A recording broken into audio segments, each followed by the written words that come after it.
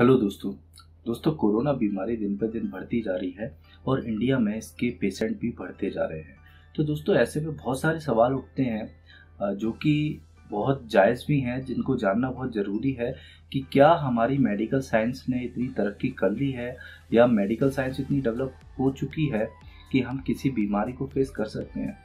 तो दोस्तों ये सवाल नहीं उठता कि एक छोटा सा वायरस आया, कोरोना वायरस, जो कि बहुत ज़्यादा हार्मफुल भी नहीं है, क्योंकि कोरोना वायरस की जो मोर्टेलिटी रेट है, जो डेथ रेट है, वो बहुत ही ज़्यादा कम है। कोई ज़्यादा डेथ रेट नहीं है, इसके जो परसेंटेज है केवल 2.5 से 3% ही लोग क्योंकि डेथ हो रही है कोरोना वायरस के केस में। वो भी दोस्तों वो लोग हैं जिनकी इम्यूनिटी कम है, जिनको ऑलरेडी कोई बीमारी है या जिनकी एज ज़्यादा है जिसकी वजह से उनकी इम्यूनिटी वीक है। यंग लोग हैं अगर, तो ऐसे लोगों की डेथ होने के चांसेस ना के बराबर है। तो दोस्तों एक छोटी सी, इसलिए मैं इसको बीमारी कह रहा हूँ, और सोचने वाली बात ये उठती है कि एक छोटी सी एक बीमारी आई और उसने पूरी दुनिया में हाहाकार मचा दिया, जिसके लिए हम अभी तक मेडिसिन ढूंढ रहे हैं, हम वैक्सीन ढूंढ रहे हैं। ना वैक्सीन बन पा रही है, ना मेडिसिन बन पा रही है। तो अब सवाल ये उठता है कि हमारी मेडिकल साइंस क्या इतनी डेवलप हो चुकी है कि हम भविष्य में अगर कोई ऐसी बीमारी आती है जिसमें कि मोर्टेलिटी रेट अगर ज़्यादा हुई, जिसमें कि मरने का खतरा ज़्यादा है, डेथ होने के चांसेस ज़्यादा हैं, तो क्या हम उससे लड़ने के लिए तैयार हैं? तो दोस्तों मैं यही बताना चाह रहा हूँ कि हम कैसे अपने आप को तैयार कर सकते हैं भविष्य में आने वाली किसी भी बीमारी से लड़ने के लिए। तो दोस्तों सवाल यही उठता है कि हमारे यहाँ जो पहले से पैथी चली आ रही है, जैसे कि आयुर्वेदिक जो हमारी पैथी है, वो बहुत पुरानी है और जिसमें कि हमें लाइफ को एक जीने का सही तरीका भी बताया गया है, जिसके द्वारा हमारा जो शरीर है ये एक तो बीमारियों से दूर रहता है, दूसरा हमारे शरीर की जो इम्यूनिटी है, जो बॉडी का इम्यून सिस्टम है, वो इतना स्ट्रॉन्ग रहता है कि जिससे कि अगर कोई बीमारी के हम संपर्क में आते हैं तो वो बीमारी हमारे शरीर पर असर नहीं दिखा पाती है। दोस्तों साथ ही साथ दूसरा सिस्टम है मेडिसिन का, होम्योपैथी, जो कि हमारी बॉडी की इम्यून पावर को बढ़ाता है और उसके बाद वो खुद उस बीमारी को ठीक कर देती है। तो दोस्तों क्यों हम इन पैथीज को छोड़ करके एक ऐसी पैथी की तरफ चले गए जिसको कि एलोपैथी कहते हैं,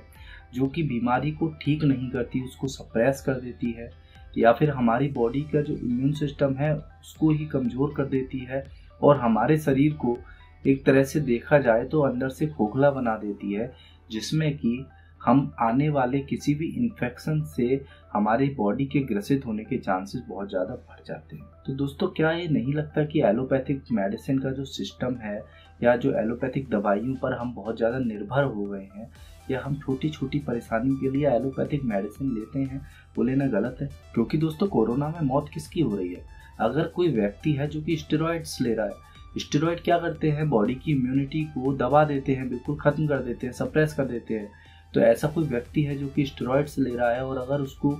कोरोना का इन्फेक्शन होता है तो उसके मरने के चांसेस ज़्यादा हैं। या फिर कोई ऐसा व्यक्ति है जो कि डायबिटिक है, या जिसको मान लीजिए ब्लड प्रेशर की बीमारी है, या जिसे कैंसर है, इस तरह की बीमारी है, और अगर ऐसा व्यक्ति कोरोना से ग्रसित होता है तो उसके मरने के चांसेस ज़्यादा रहते हैं। दोस्तों क्या वजह है कि हम लोग जिंदगी भर एलोपैथिक मेडिसिन खाते रहते हैं इन्हीं बीमारी के लिए, लेकिन ये बीमारी ठीक नहीं होती। जैसे कि अगर आपको मान लीजिए डायबिटीज़ हो जाती है, या आपको हाइपरटेंशन है, या आपको थायराइड जैसी बीमारियां हो जाती हैं, तो इनके लिए एलोपैथी में कोई ट्रीटमेंट पॉसिबल नहीं है। वो लोग केवल मैनेजमेंट कर रहे हैं इसका, इसीलिए आपको ज़िंदगी भर मेडिसिन लेनी होती है। जब तक आप जिंदा हैं आपको एलोपैथिक मेडिसिन लेनी होगी, और जैसे ही आप मेडिसिन लेना बंद करते हैं आपकी बीमारी वैसी की वैसी ही है, बॉडी में सेम टू सेम परसिस्ट कर रही है। तो क्यों इस मैनेजमेंट को लेकर के और हम ये बातें करते हैं कि एलोपैथी जो सिस्टम ऑफ मेडिसिन है वो बहुत आगे है,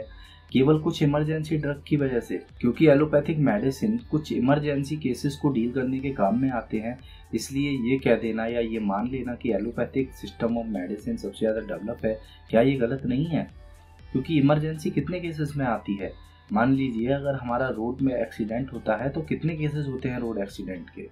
या कितने केसेस ऐसे होते हैं जिसमें कि कोई इमरजेंसी वाली कंडीशन आती है।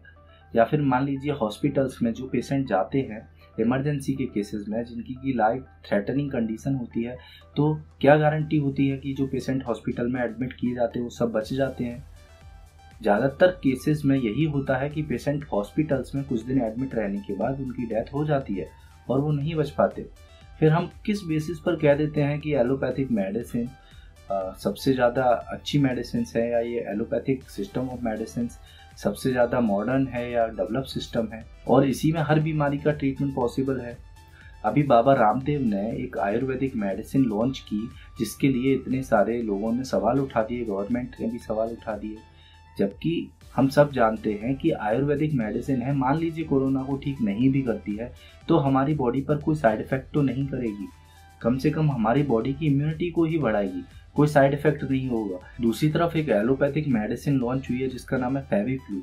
और जिसमें हम जानते हैं कि इसकी ये कोरोना को ठीक करे या ना करे, लेकिन इसकी वजह से बॉडी पर बहुत सारे साइड इफेक्ट्स आएंगे। इससे कैंसर हो सकता है, इससे ट्यूमर हो सकता है, इससे ऑटो इम्यून डिसऑर्डर हो सकते हैं। ये सब जानते हुए भी क्यों उसको इतना हाईलाइट किया जाता है, उसकी पब्लिसिटी शुरू हो जाती है और उसकी कीमत भी इतनी ज़्यादा होती है। तो दोस्तों यही सारे कारण हैं कि कोई एक सिस्टम ऑफ मेडिसिन ऐसा है जो कि एक बहुत बड़ा बिजनेस दे रहा है लोगों को, एक बहुत बड़ी इंडस्ट्री खड़ी हो चुकी है इसकी वजह से, जिसके कारण कि इसको ही हाईलाइट किया जा रहा है, जबकि जो वाकई में जो अच्छी पैथीज है जो कि बीमारी को जड़ से ख़त्म करती हैं और साइड इफ़ेक्ट नहीं आते और बहुत सस्ती भी हैं, उनको सप्रेस किया जा रहा है, उनको हर जगह पर दबाया जा रहा है। तो दोस्तों यही वो कारण है और अब वक्त आ चुका है कि हम अपनी लाइफ स्टाइल को चेंज करें